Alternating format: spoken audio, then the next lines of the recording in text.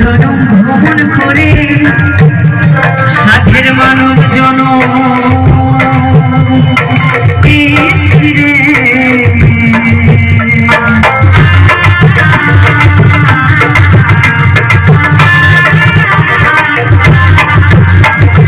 লক্ষ জনম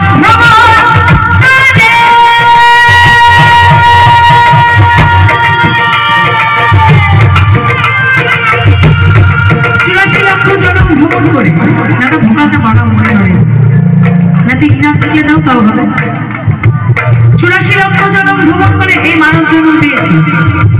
যতবার জন্ম নিয়েছি একটি মাত্রই উদ্দেশ্য ছিল, কেমন করে আমি ভগবানের সেবায়, ভগবানের পূজায়, ভগবানের নাম জ্ঞানে নিজেকে সমর্পণ করতে পারবো। তাই 84 লক্ষ জন্মের মধ্যে সর্বপ্রথম জন্ম আমাদের উদ্ভিদ ফুলে হয়েছিল। যখন উদ্ভিদ হয়ে ধরা এসেছি একটি মাত্রই ধ্যান ছিল, কতদিনে আমি তুলসী বৃক্ষ হতে পারবো, কারণ সেই তুলসী আমার প্রাণ গোবিন্দের পূজায় লাগবে, তাহলে আমার বৃক্ষ জন্ম সার্থক হবে। আর যখন পতঙ্গ জন্ম নেব একটি প্রার্থনায় বারবার করেছিলাম, হে প্রভু যদি পতঙ্গ করে এই ধরায় পাঠাও তাহলে মৌমাছি হিসেবে তুমি আমাকে এই ধরায় পাঠিও, কারণ আমি মৌমাছি হয়ে ফুলে ফুলে মধু সংগ্রহ করে মৌচাক তৈরি করবো। সেই মধু আমার প্রাণ গোবিন্দের পূজায় লাগবে, তাহলে আমার পতঙ্গ জন্ম সার্থক হবে। আর যদি কীট করো তাহলে শঙ্খ হিসেবে তুমি আমাকে এই ধরায় পাঠিও, সেই শঙ্খ প্রাণ গোবিন্দের চরণে যাবে, তাহলে আমার কীট জন্ম সার্থক হবে। আবার যখন পশু হয়েছি তখন যতদিন না পর্যন্ত গো মাতা হয়ে ধরায় আসতে পেরেছি ততদিন পর্যন্ত আমরা পশু জন্ম থেকে উদ্ধার পাইনি, কারণ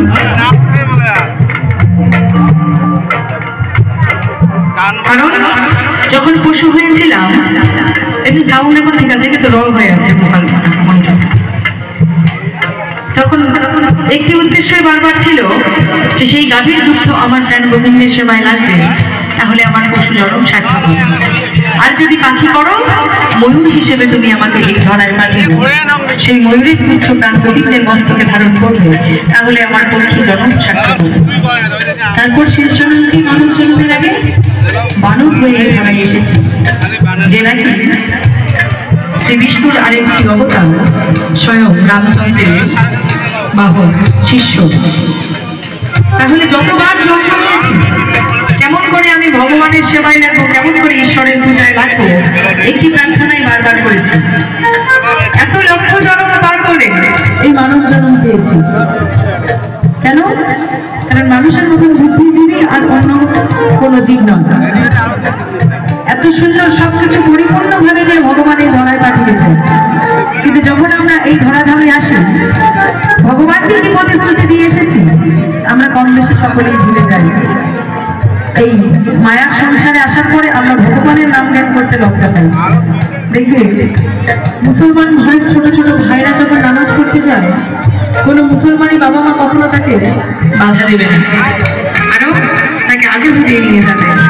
কিন্তু আমাদের সনাতনী ঘরের কোনো সন্তানের গলায় যদি তুলসীর মালা থাকে, কপালে তিলক করা থাকে, সে যদি বৈষ্ণব মত হয় আমরাই কিন্তু করে বলবো তুলসী বৈষ্ণব হয়ে গেলে পুরো ভবিষ্যৎ শেষ।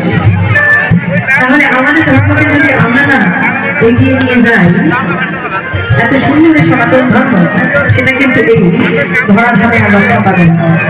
আমি যখন বললাম সবাইকে আপন আপন ভগবানের প্রতি আপন আপন আল্লাহর চরণে দুই হাত তুলতে, কেউ তুলল না। আর এই সময় যদি সারেন্ডার আমরা না করি, যখন শেষের দিনটা আসবে ওই হিসাব কিন্তু দিতে হবে। আর তখন চাইলে আবার দুই বাহু তুলে সারেন্ডার করতে পারবো না। এখন যদি লজ্জা পাই সেই দিন হয়তো লজ্জাটা থাকবে না, কিন্তু সবার আগে ওই বৈতরণী ঘাটে আমাদের এই দুই বাহুটা কেটে নেওয়া হবে।